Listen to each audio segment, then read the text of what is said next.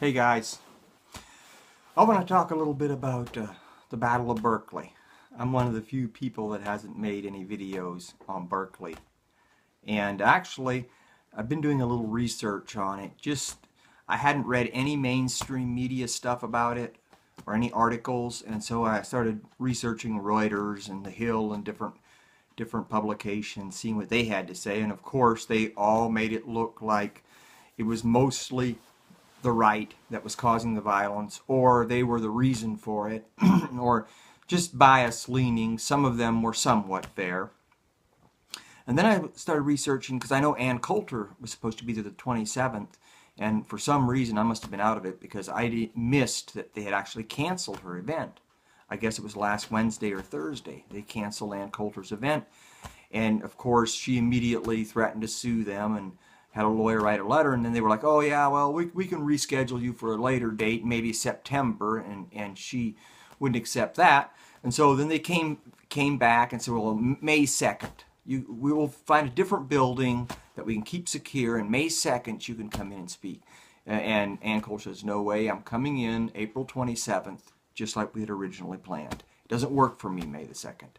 And I guess she's getting like 20 grand to speak there, which is, I was surprised. I figured Coulter might donate her time, but obviously not. She wants that 20 grand.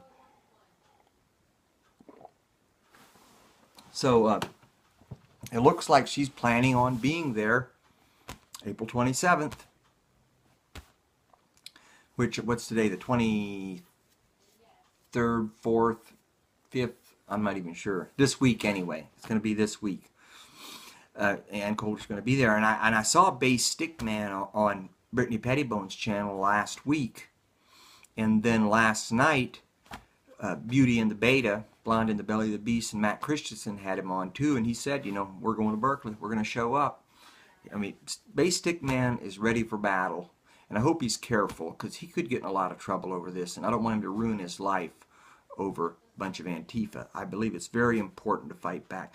I actually would love to be there, and I would go if I could drive there, if it was like reasonable distance where I could drive there, you know, 10, 12 hours. But no, it's in California. I mean, that's 2,000 miles from me. I'd have to fly out there. It'd be major. I can't do that right now.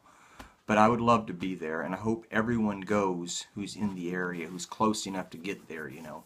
Anyone who has to fly who can get there, who's able to do it, should go also. We have to keep this thing going. We can't quit. We can't back off.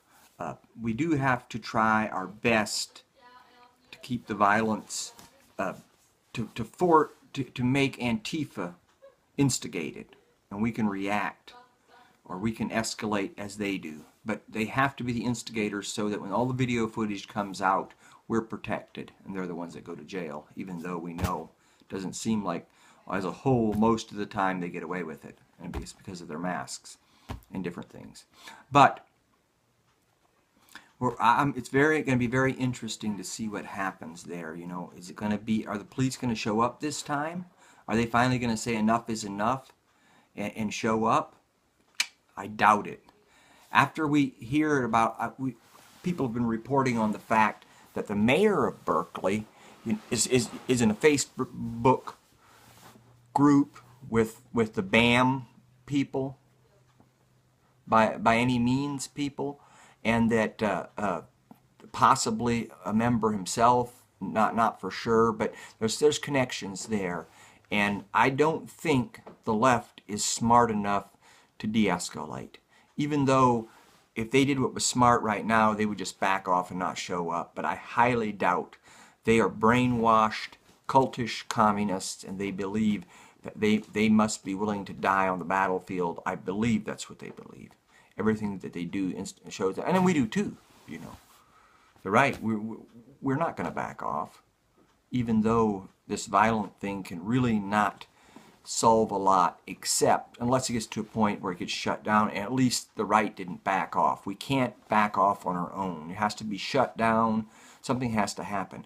But the dangerous thing is Antifa, with all their masks, they could come into a group, have someone in the middle of a group with a gun, everyone surrounding them, protecting them, and just open one small opening and fire into the Trump supporters, into the right, and kill a bunch of people and probably never get in trouble if they get rid of that gun fast enough.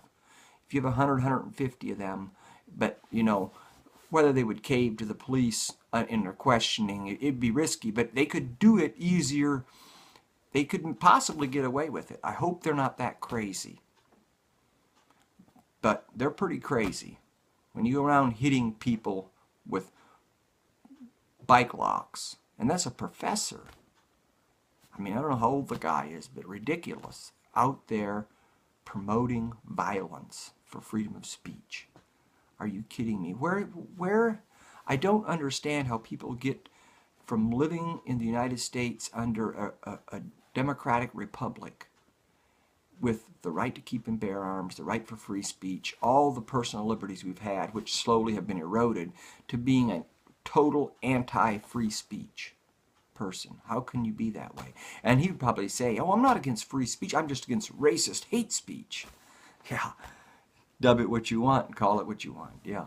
Just like they call everyone a neo-Nazi when there's hardly any in America, you know. They always do that. Just name it what it isn't.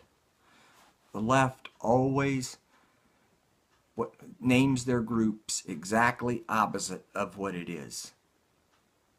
Southern Poverty Law Center. Nothing to do with Southern Poverty Law Center. Everything to do with getting rich. You know, Morris Dees used to be on the right, extreme right.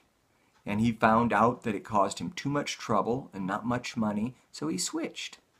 Went hard left, started a foundation, just like the Clinton Foundation, and started getting rich. And one thing that I hate to see, and I watched this thing last night about, it was a Aryan Republican Army in Columbus, Ohio, back in like 2003, 2004, robbed banks and all that. And anyway, they got busted eventually, and a couple of the guys that were on that, even though that was absolutely a terrorist group, no doubt, but they switched and go work for the Anti-Defamation League. You know, total switch. You know, going from extreme right to extreme left. Obviously, their ideals weren't ideological necessarily. They were just more violent. I don't know, more hate. Maybe that's why they did that. But I just don't, when someone goes from the extreme right to the extreme left, it's got to be money. No one with their brain is activated and they understand what's really at stake and how things are working, that you can't make that jump. Not on your own will. I don't think so. Maybe a few, but I'm just interested to see what happens. I hope a lot of people show up. I hope Kyle Chapman, a.k.a. Base Stickman, does not get arrested this time. I hope he's very careful. Yeah, I hope they do what they have to do to, you know, if they have to wear masks, they have to wear masks. You can't put yourself in a weak position. Because even though I know that a lot of people on the right think we shouldn't cover our faces because we are in the right, you know, we don't, that's terrorist acts or whatever you want to call it, they may have to do that. They may have to do that. And so I'm looking forward to see what happens in that. And it was really interesting researching articles and seeing them talk, seeing the reporter's view of what's going on. Mostly warped views, but let's keep our eyes open.